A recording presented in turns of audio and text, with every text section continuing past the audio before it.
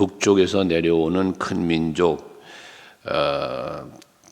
이들은 결국 이스라엘을 멸망시키기 위하여 내려오는 적들의 모습인데, 이스라엘을 무찌르는 적에 대하여 말씀하기를 23절에 보면 그들은 활과 창을 잡았고 잔인하여 사랑이 없으며 그 목소리는 바다처럼 포효하는 소리다. 또 전사처럼 대열을, 말을 타고 전사같이 다 대열을 벌이고 시온의 딸이 너를 치려한다라고 그들을 묘사했어요. 여기 묘사한 내용대로 활과 창을 잡았다, 사랑이 없다, 이런 몇 표현들은 다 뭐냐면 저들은 잔인한 자들이라는 거예요. 그리고 강한 힘을 가지고 있었다는 거고, 이러한 힘 있는 자가, 이렇게 잔인한 자들이 어떻게 말을 타고 신속하게 지금 달려오고 있다는 것입니다. 이스라엘의 멸망이 임박했음을 표현하는 것이죠. 그런데 이처럼 잔혹하고 강인한 대적이 신속하게 와서 뭐 하느냐? 시온의 딸인 너를 치려한다라고 말씀을 해요. 여기서 시온의 딸이 누굽니까? 바로 하나님의 백성들입니다. 하나님의 은혜 안에 살았던 자들입니다. 하나님이 택하여 세운 나라입니다. 이들을 지금 뭐 한다는 거예요? 치려고 한다는 거예요. 그럼 이들이 아무리 강하고 잔인하고 신속한 침략을 한다 할지라도 하나님이 보호하시고 하나님이 막으시면 그거 못 막으시겠냐고요. 이스라엘 백성들이 출애굽을 할 때 보면 그들은 아무런 무기나 뭐나 없이 나온 백성들이잖아요. 그런데 애굽의 병사들이 그렇게 병거를 타고 구름대처럼 몰려오는 것도 하나님이 흑암으로 막으시고 접근하지 못하게 하시고 홍해바다를 가르며 건너가게 하시고 또 따라오는 그들을 수장시켜 죽여버리시면서까지 지켜주셨던 하나님이십니다. 이 하나님이 하시는 일이잖아요. 보호하시는 하나님. 근데 이제 저들의 그 침략 앞에 이들은 떨고 무서워하는 그런 일이 벌어져요. 이 무엇을 말하는 거예요? 하나님의 보호하심에 밖으로 나갔다는 거예요. 우리 아침에서 지난 날 말씀을 묵상했던 것처럼 하나님의 채찍의 손이 이제 들려졌다. 사랑의 손이어야 되는데 채찍의 손이 되어버렸다는 것처럼 이스라엘의 멸망을 허락하신 거예요. 이들의 침략으로 멸망당하게 하시는 거예요. 하나님께서 하시는 일이란 말이죠. 늘 말씀드리지만 우리는 하나님의 보호하심 속에 살아야 돼요. 하나님께 버림받는 자가 되면 이건 세상의 종로 타게 되고 마귀의 놀이개감이 되고 하는 거예요. 항상 우리는 하나님의 은혜 속에 살기 위해 힘써야 합니다. 이들이 이렇게 치려고 몰려오는데 그 소리를 듣는 거예요. 24절에 보면 우리가 그 소문을 들었으므로 손이 약하여졌고 고통이 우리를 잡았으므로 그 아픔이 해산하는 여인 같도다라고 그래요. 참 아이러니한 거죠. 여러분, 이 말씀 속에서 우리는 뭘 깨달을 수 있어야 되냐면 지금 보세요. 우리가 그 소문을 들었으므로 그랬어요. 그 소문이 무슨 소문? 지금 전쟁의 소문이에요. 침략자에 대한 소문이에요. 이 소문을 들었으므로 이들이 손이 떨렸다, 약해졌다는 거예요. 힘을 잃었다는 거예요. 그리고 고통이 우리를 잡았다는 거예요. 적의 침략으로 인한 공포, 고통, 두려움 등이 지금 몰려왔음을 이렇게 말씀하고 있는 거거든요. 해산에 하는 여인의 아픔 같은 그런 아픔이 있었다는 거예요. 그럼 여기서 우리가 뭘 생각하자는 거냐 하면 이렇게 적군의 침략의 소식을 듣고 이렇게 벌벌 떨고 두려워하고 고통스러워했던 이들이 어째 하나님의 말씀을 듣고는 그 말씀 앞에서는 이렇게 무서워하며 그 말씀을 받아들이고 경각심을 갖고 돌이킬 수 있는 이들이 못됐었을까라는 겁니다. 때늦은 후회보다는 바른 회개가, 신속한 회개가 우리에게 삶을 복되게 해주시는 거라는 사실을 우리는 알아야 된다는 이유입니다. 말씀을 들을 때 깨달아야 합니다. 그 깨달음대로 돌이켜야 합니다. 그러면 이런 고통의 소리를 들을 이유가 없습니다. 이런 고난을 당할 이유도 없습니다. 말씀을 듣고 그 말씀대로 깨닫고 또 살면 평안이 있습니다. 기쁨과 즐거움이 있습니다.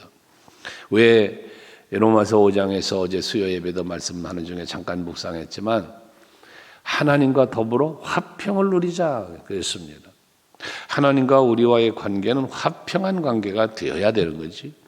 여기처럼 진노하시고 이 적군들을 보내서 짓밟아 버리시고 이런 일을 당해야 되겠냐 그 말이에요. 그래서 어제 아침 19절에 묵상한 것처럼 이렇게 재앙을 받고 멸망당하는 이유를 뭐라? 그들의 생각의 결과라 그랬잖아. 그들의 생각의 결과라. 그러므로 우리가 침략에 의한 고통과 두려움과 공포 속에 사는 게 아니라 하나님의 말씀 앞에서의 그러한 두려운 마음 갖고 경외함으로 하나님을 섬기며 사는 우리들이 되자는 거예요. 특별히 이런 침략이 적군의 그 강한 침과 잔혹함을 가지고 침략해오는 적군들의 침략이 있을 때 25절 말하기를 너희는 밭에도 나가지 말라 길로도 다니지 말라 원수의 칼이 있고 사방에 두려움이 있음이라 했어요. 어느 곳으로도 피할 곳이 없다는 걸 말하는 거예요. 지금 이 적들의 침략 앞에서 어디로 숨을 곳도 없다는 거예요. 이게 얼마나 기가 막힙니까? 숨을 곳도 없어, 피할 곳도 없어, 방법이 없어요. 그냥 침략 당하는 수밖에 없는 거예요. 죽임을 당하는 수밖에 없는 거예요. 다른 방법이 없어요. 우리가 그러죠.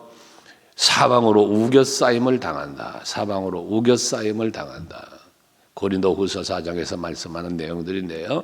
우겨싸임을 당한다. 거꾸로 뜨림을 당한다. 이런 표현을 하잖아요.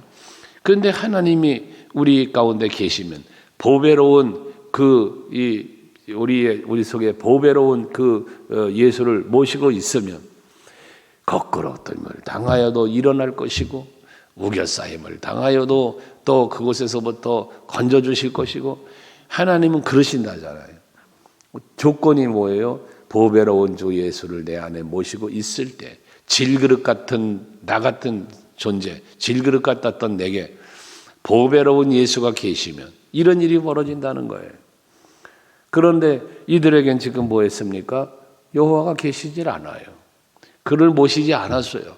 그의 말씀 따르질 않았어요. 어제 수요 예배에서 말씀처럼 성령이 내 안에 계시면서 속사람을 강건케 하지 못했어요. 예수가 내 안에 계시면서 예수로 말미암아 평안도 없어요. 그러니 이들은 지금 뭐 하는 거예요? 그렇게 멸망당할 수밖에 없는 거예요. 피할 곳도 없고 숨을 곳도 없이 철저히 멸망당하게 되어진다는 거예요. 그러면서 그래도 참 감사한 것은 26절에 딸 내 백성이 굵은 배를 두르고 재에서 구르며 독자를 이름같이 슬퍼하며 통곡할지어다 멸망시킬 자가 갑자기 우리에게 올 것임이라 해서 자 밭으로도 가지 말고 길로도 가지 말고 왜? 그리 가봐야 살 길이 없다는 거예요. 살 방법이 없다는 거예요. 근데 유일하게 살 수 있는 방법이 뭐냐? 굵은 배를 두르고 재에서 구르며 독자를 이름같이 슬퍼하며 하나밖에 없는 자식을 잃어버린 것처럼 슬퍼하며 통곡할지어다. 그래서 뭐 하라는 겁니까? 회개하라는 거예요. 회개. 이것만이 살 길이라는 거예요. 여러분 멸망의 위기 속에서 살 길은 여호와를 바라보는 거예요. 여호와를 찾는 거예요. 하나님께 가까이 나가는 거예요. 이게 살 길이에요. 말했지만 소돔성의 멸망의 때에도 하나님이 이끄시는 대로 그 성에서 벗어나는 사람 롯의 가족들 밖에 살아나지 못하잖아요. 하나님의 말씀 천사의 말을 듣고 그를 따라 나오는 그 악의 속에서 벗어나오는 그리고 하나님이 지시하는 곳으로 가는 뒤돌아보지도 않고 가야 그것도 사는 길이 유일한 길이잖아요. 유일한 살 수 있는 유일한 길이에요. 그 길 외에 살 길이 없어요. 그 말을 따라왔던 롯과 두 딸은 살았지만 거기 성에선 벗어났으나 더 뒤돌아보지 말라는 말씀도 또 어기고 뒤돌아봤던 그 안에는 소금기둥이 되어졌다는 이와 같은 사건들의 말씀 말입니다. 이게 역사적인 기록 속에서 성지순례를 가보면 저것이 롯의 아내였다라고 말하는 소금 기둥 조그만 그 형체도 알아볼 수 없는 모습으로 서 있는 하나의 기둥을 보여주는 역사적 기록 아닙니까? 뿐만 아니라 노아의 홍수의 심판에도 마찬가지. 살 수 있는 길은 방주를 만드는 거예요. 방주 안으로 들어가는 거예요. 그 방법밖에 구원의 방법이 없어요. 유일한 방법이란 말이에요. 그러니까 예수님께서 말씀하신 대로 나는 곧 길이요 진리요 생명이니 나로 말미암지 않고는 아버지께로 올 자가 없다는 거예요. 방법이 없다는 거예요. 구원의 방법은 오직 하나, 구원의 길은 오직 하나, 예수라는 거예요. 그래서 우리는 예수 바라보고 예수 따라가는 우리가 되어야 하는데, 그러려니 뭐예요? 내 안에 예수가 계시게 해야 된다는 겁니다. 이게 유일한 방법인데, 그럼 예수가 내 안에 들어오셔서, 성령이 내 안에 오셔서 내 속사람을 강건하게 예수와 더불어 살아가는 삶을 살 수 있는 방법, 비결이 뭐냐? 그게 회개라는 거예요. 내 안에 있는 모든 죄가 예수가 들어옴으로 사라져야 된다는 거예요. 근데 우리는 뭐해요? 빛 대신 예수가 내 안에 들어와야 되는데, 여기 영접해 그분이 계셔야 되는데, 그래야 어둠의 권세가 떠나가는데 이게 안 되는 거예요. 이 어둠의 권세가 내 안에서 떠나질 않아요. 그러니까 원망하고 불평하고 계속 세상 것 찾고 우상 찾고 욕심을 버리지 못하고 교만을 버리지 못하고 그러면서 사는 거예요. 그 자축성에 빠져 사는 거예요. 여러분, 빛 대신 예수가 여러분 속에 거하시도록, 여러분들이 지금 이스라엘 백성들이 멸망당하는 이러한 상황 속에서 할 일은 배옷 입고 통곡하고 슬퍼하며 우는 것밖에 없다는 거예요. 통에 자복하는 거예요. 오늘을 사는 우리도 마찬가지입니다. 하나님의 심판이 임박해 오는 이 시기에 우리는 살고 있습니다. 세상사 되어지는 모든 일들을 바라보면 살펴보면 아무리 보고 아무리 살펴보아도 주님 오실 날이 임박해 왔음을 우리에게 경고해 주고 있는 모습을 보게 되는 거예요. 이때 우리는 해야 할 일은 회개하는 거예요. 자신을 성찰하며 하나님 앞에 자기를 세우는 거예요. 세상 앞에 세우지 말아요. 사람 앞에 세우지 말아요. 예수 앞에 세우셔요. 하나님 앞에 나를 세우셔요. 그래서 코람데오의 신앙을 살아보자 말입니다. 그래야 할 때 요셉처럼 다윗처럼 하나님의 은혜 안에 사는 자들이 되는 겁니다. 27절 이하에는 예레미야에 대한 말을 또 하는데, 거기 보면 27절에 내가 이미 너를 내 백성 중에 망대와 요새로 삼아 그들의 길을 알고 살피게 했다. 여기 예레미야를 백성 중에서 망대와 요새로 삼았대요. 그래서 그들을 살피고 그들의 길을 알고 살피게 했다는 거예요. 이게 뭡니까? 예레미야에게는 피할 길을, 자 너희들 들로도 가지 마, 뭐라 해서 앞에 밭으로도 가지 마, 뭐 그랬잖아요. 길로도 다니지 마. 왜? 피할 것 없다는 거잖아요. 그런데 예레미야에게는 뭐 했다는 거예요? 그들이 살 길을 너에게 보여주었다는 거예요. 망대로 세웠다는 거예요. 또 요새로 삼았다는 거예요. 그 말은 뭐예요? 예레미야의 말대로 백성들이 예레미야의 지시대로 이끄는 대로 따라가면 살 길이 있었다는 거예요. 그 길을 세워서 예레미야를 감독자로 이들을 살피고 이들을 돌아봐 이들을 살 길로 인도할 수 있도록 세웠다는 거예요, 예레미야를. 그런데 그들은 그렇게 세운 예레미야, 하나님이 세웠는데 망대처럼 요새처럼 세웠는데 이 예레미야만 따르면 살 길이 있는데 거기 요새가 있는데 그들은 뭐 했다고요? 28절에 다 심히 반역한 자며 비방하며 돌아다니는 자며 그들은 녹과 철이며 다 사악한 자라. 여기 심히 반역했다라고 하는 말은 반역한 자들 중에 더 큰 반역을 한 자, 이걸 말하는 거예요. 그러니까 일반 반역한 자보다 더 심히, 더 많이, 그러니까 반역한 자에서 회개하고 돌이키지 않고 계속해서 반역의 삶을 산 자를 일컬어 심한 반역자라 이렇게 표현한 거거든요.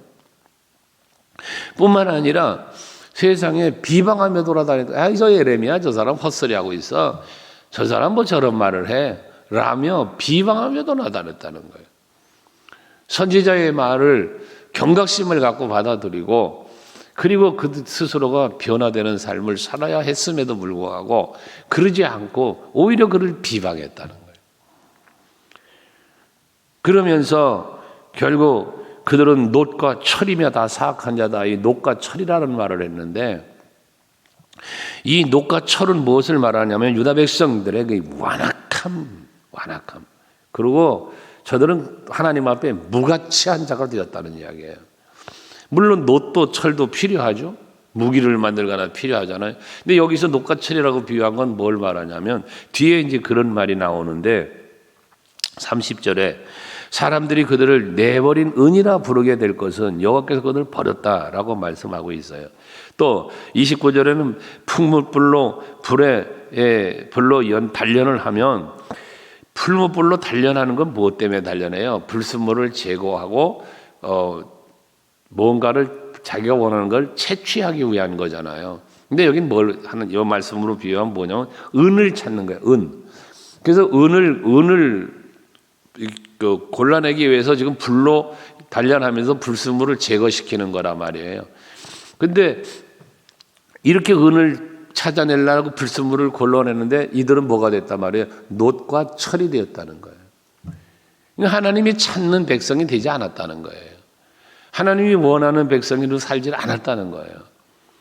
이 완악한 백성들의 모습을 놋과 철이다라고 말하는 거죠.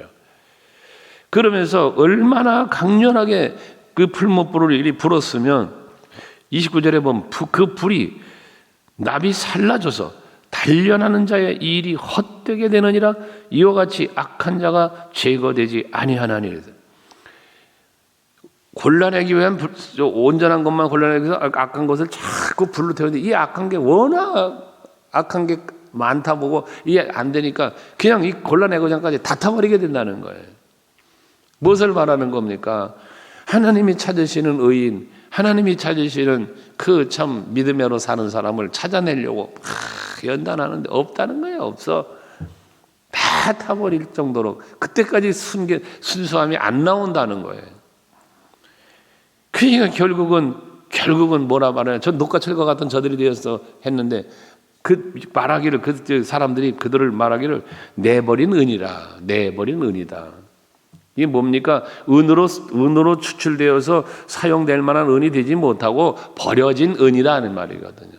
은이 버려졌다는 얘기가 아니에요. 은으로 만들어지지 못한 채로 벌어진 존재들이라는 거예요. 하나님 택하셔서 의인을 만드시고 믿음 안에 사는 백성이 되어 은혜와 복을 주시려고 했는데, 이들은 그 은혜를 깨닫지 못하고 하나님 안에 살지 못하고 지속된 죄악 속에서 앞에 말한 심히 반역한 자로서, 패역한 자로서 살아가니, 이 여러 가지 재앙과 고통으로 이들을 단련하면서 돌이키기를 뭔가 그 안에서 벗어나는 자가 있기를 바라면서 계속해서 단련했지만 그 안에서 은을 찾아내지 못했다. 놋과 철 같은 것이라 다 버림받고 말았다. 이런 말을 내버린 은이라고 부르게 되어질 것이라는 거예요. 이 은은 뭐라고 그랬습니까? 마지막 30절에 여호와께서 그들을 버렸습니다. 그래서 여호와께서 그들을 버리셨다. 하나님의 심판과 연단 중에도 돌이키지 않는 백성들은 결국은 뭐했다? 버림받았다는 이야기일 것입니다. 감사할 것은 우리는 버림받은 자가 아니라 택함받은 자고, 하나님의 채찍의 손에 얻어맞는 삶이 아닌 하나님의 보호하시는 자비하신 사랑의 손길에 붙잡혀서 평안함을 누리는 우리들이 되었다는 것, 또 되어야 하겠다는 것입니다. 오늘도 여러분들이 하루를 사실 때에 하나님의 은혜 안에서 평안한 삶을 사시길 바랍니다. 오늘 말씀을 들으셨으니 이 말씀을 마음에 또 간직하시고 하나님 앞에 기도하실 때에 자신을 돌아보면서 내가 하나님께서 원하시는, 하나님이 골라내시고자 하는 은이 되어지자 말이에요. 하나님이 찾는 의인, 하나님이 찾으시는 그러한 사람, 그러한 믿음 한번 되자 말이에요. 그래야 구별된 거룩한 자의 삶을 살게 되고 거기서 누리는 복이 임하는 거니까요. 오늘 여러분의 누림이 하나님의 은혜이길 바랍니다. 기도하시면 응답 있는 아침, 그 응답 때문에 기쁘고 행복한 하루, 오늘도 어딜 가든지 무엇을 하든지 주의 은혜 안에서 기뻐하고 즐거워하면서 하루를 사시기를, 감사하면서 사시기를 바랍니다.